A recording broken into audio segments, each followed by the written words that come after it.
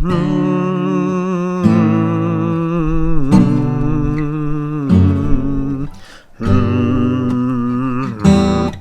no.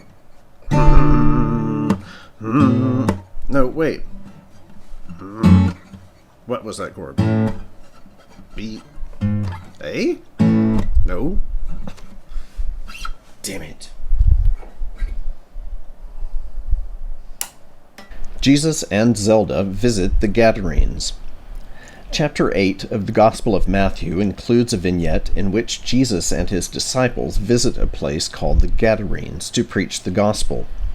On their way, they are approached by two demon-possessed men. The main point of the story is that Jesus demonstrates his great power to his disciples. The following is an account of the incident as reported by Jesus' disciple Zelda. As the boat approached the shore, Jesus made his way to the bow, miraculously conjured a soft breeze, and turned his face into it. Brow furrowed meaningfully and hair flowing gracefully behind him, he bellowed, "As always, only one set of footprints in the sand." He turned and grinned at Zelda, his only female disciple, as though he thought she would find it funny the 10,000th time. She rolled her eyes and went back to her work, repairing a hole in one of the fishing nets. Jesus asked no one in particular, "What's the name of this place?" The disciples all glanced at each other to see whether anyone knew. Peter, seeing an opportunity to impress his beloved master, stood up tall and proudly shouted, "The Gadarenes!" Jesus turned around to face Peter long enough to scowl, causing Peter to scamper away to the rear of the boat. Zelda wrinkled her nose at Jesus. "Are you sure you should be in the bow? I think the stern is a better place for you." She grinned sarcastically at Jesus, returning the favor of repeating her own stale joke for the 10,000th time. Jesus turned back into the wind, looked off into the distance, and intoned breathily, "Blessed are the Gadarenes." On the shore, the men drew straws. Most of them stayed with the boat to mend nets and prepare the evening meal. Jesus and the rest of the troop stumped off toward the nearest town. Zelda, walking next to Jesus, felt a familiar tingling on the back of her neck. "Jesus, not again," she muttered to herself. She began scanning the area, looking for the source of the tingling. Jesus inclined his ear to her. "Yeah?" Continuing to scan the area, she asked, "What is it with you and demons?" Jesus stared blankly at her. She ignored him and kept scanning. There was a lake not far off, a couple of sleepy-looking herdsmen tending pigs. That's not it, she thought to herself. The village tombs were nearby, rough caves dug into the hillside.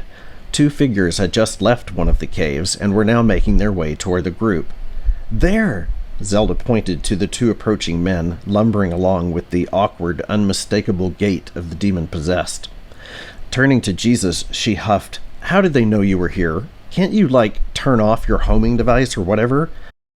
"Jesus, here they come." The demons were going all out to be demonic. Their victims were gruesomely pale and foaming at the mouth, and they smelled to high heaven. Zelda pinched Jesus on the arm, hard. "Ow! Jesus, what?" he cried out.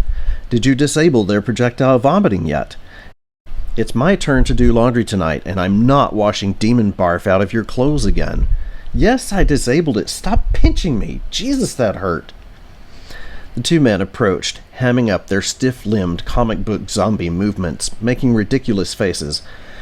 "Knock it off, you guys," Jesus growled. "What do you want?" In a croaking, otherworldly voice, one of the demons grunted, "Nay, what do you want with us, Son of God? Have you come to torture us before the appointed time?" "Jesus, I hate it when you guys use that voice," Jesus whined. "I said knock it off. Come out of those men. You're stretching their faces all out of shape." The talkative demon looked around for a moment. "Send us into that herd of pigs." Jesus frowned. Pigs? Why, exactly?" "Because we like bacon. What do you care?" Zelda had been standing behind Jesus, using him as a shield in case he had failed to properly disable their projectile vomiting ability. She wanted to stand further away with the other disciples, who were huddled together at a distance in fear of the demons, but she sensed that she might need to stay close and keep an eye on the situation.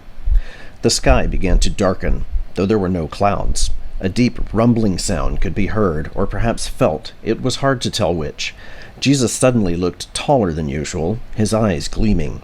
He took a breath and raised his arms. A deep, echoing voice, seeming to come from within him, yet seeming to come from all directions, proclaimed, "In the name of the Almighty, go thou and be ye gone." Thunder boomed. The sky darkened further. The two men fell to the ground as the demons vacated their bodies, producing a strong gust of wind as they moved off in the direction of the pigs. "What? No!" Zelda's intuition had served her well. She reached out to pinch Jesus again, but her exclamation had given him adequate warning. He jumped out of her reach. Instantly, the rumbling stopped, the sky returned to normal, and Jesus went back to his usual slouchy self, with his usual outraged glare for Zelda, with its usual demand for an explanation.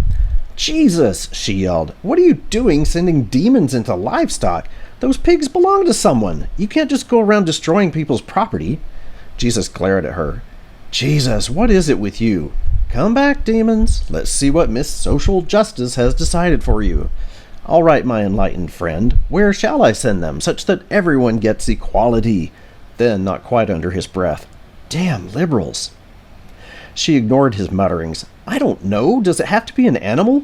The demons returned with a whoosh, parking themselves on either side of Zelda, leering at her gruesomely. Holding her nose and grimacing, Zelda quacked, "Can't you put them into a blade of grass or something?" Heaving a massive sigh, Jesus turned to the talkative demon. "Which corporeal adapters you guys have installed, the Gabriel 77 or the Raphael 12? Realizing that he knew the answer already, and need not wait for the demon's vile grunting, Jesus interrupted and told Zelda, "Yes, it has to be an animal. They don't have the proper connectors for grass." "Well, I see a swarm of midges over the lake. You can be Lord of the Flies," Zelda suggested. Resuming his glare at Zelda, he pointed behind him and whined at the demons, "In the name of the Almighty, go thou and be ye gone." The demons entered the cloud of flies, then promptly flew into town and plagued the townsfolk with annoying, biologically unnecessary bites for the better part of an hour. The townsfolk came en masse to Jesus and his little troop and begged them to leave the area. "Jesus, don't you guys want to hear the good news?" Jesus asked. Zelda pinched Jesus on the arm, hard. "Ow! Jesus, will you stop that?" "If we don't go now, they might feed us to their pigs," Zelda advised. Back in the boat, tacking to the next town, Jesus sat dejectedly, hanging over the edge of the boat, dragging his fingers in the water, staring at his distorted reflection. Zelda and several of the men sat nearby, playing the "that cloud looks like" game. Jesus looked up morosely, heaved another sigh, and said, "I guess that could have gone better." "Ow!